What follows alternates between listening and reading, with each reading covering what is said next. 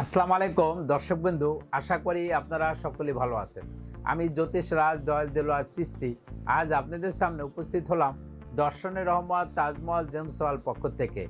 আজকে আমার আলোচনার বিষয় হলো নজরবন্দি রাজমোহিনী কবচ কিভাবে স্বামী স্ত্রীর ভিতরে মিলবন্ধন তৈরি করে ও সম্পর্ক টিকিয়ে রাখে। এই বিষয় নিয়ে আজকে আমি আলোচনা করব, তা আমার সাথেই থাকবেন, আমার ভিডিও সম্পূর্ণ দেখবেন। ভিডিওটি মনোযোগ সহকারে শেষ পর্যন্ত দেখুন।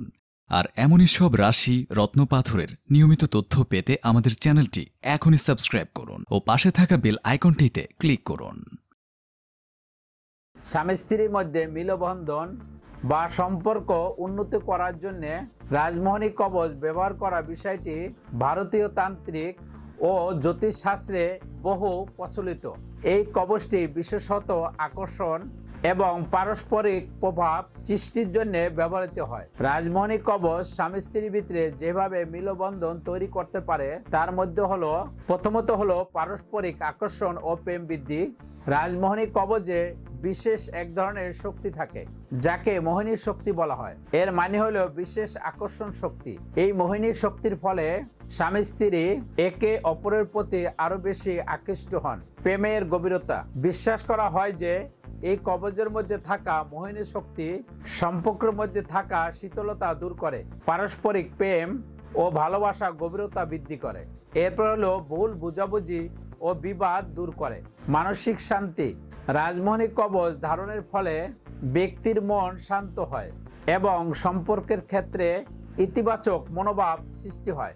বশীকরণ বা অনুকূলতা অনেক সময় সম্পর্কের মধ্যে টানাপোড়েন বা বিবাদের সময় স্বামী বা স্ত্রীর মনকে নিজের প্রতি অনুকূল করার জন্য এই কবচ ধারণ করা হয়, যাতে তারা একে অপরের কথা মনোযোগ দিয়ে শোনেন এবং সম্পর্কের বিবাদ মিটিয়ে ফেলেন। এরপর হলো পারিবারিক ঐক্য ও সুখ শান্তি।